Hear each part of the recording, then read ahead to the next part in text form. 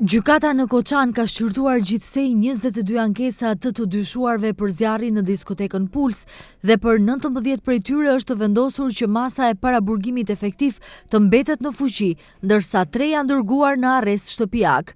Këtyre 3 personave u janë marrë edhe pasaportat. Ndaj ankesave ka vepruar këshilli prej 3 gjykatësve dhe ka vendosur që për 19 të dyshuar të refuzohet ankesa dhe të mbetet masa e paraburgimit, ndërsa për 3 të dyshuar është zëvendësuar masa e paraburgimit me arrest shtëpiak, si dhe është caktuar masa e sigurimit, sekuestrimi i përkohshëm i dokumenteve të udhëtimit ose dokument tjetër për kalim të kufirit shtetëror apo ndalesë për lëshimin e tij, njoftojnë nga Gjykata Themelore Koçan.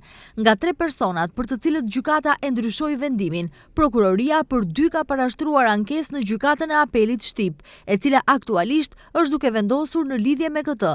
Bëhet fjalë për paraburgimet e ish kryetarëve të komunës së Koçanit, Ratko Dimitrov dhe Nikolço Iliev, ndërsa prokuroria nuk ka dorëzuar ankesë ndaj personit të tretë, të cilit po ashtu i është caktuar masa e arrestit shtëpiak, ish drejtoresha e Inspektoratit Shtetëror të Tregut, Aneta Simeska Dimoska.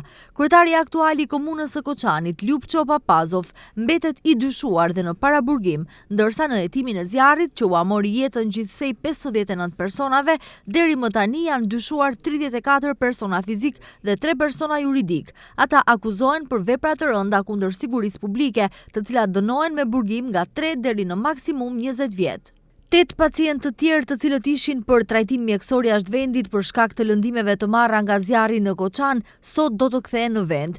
Me këtë, numri i përgjithshëm i pacientëve e që trajtohen jashtë vendit mbetet 99. Gjithashtu, 9 pacientë të cilët mjekoheshin në vend janë lëshuar për mjekim shtëpiak. Gjendja kritike shëndetësore vazhdon të mbetet për 4 pacientë të tjerë, të cilët janë jashtë vendit. Ndërkaq, 24 pacientë po trajtohen në klinikat e vendit. 7 pacientë ndodhen në qendrën klinike, në Spitalin e Vjetër të qytetit ndodhen 6 pacientë, në Spitalin 8 Shtatori ndodhen 8 pacientë, ndërsa në klinikat private po mjekohen 3 pacientë.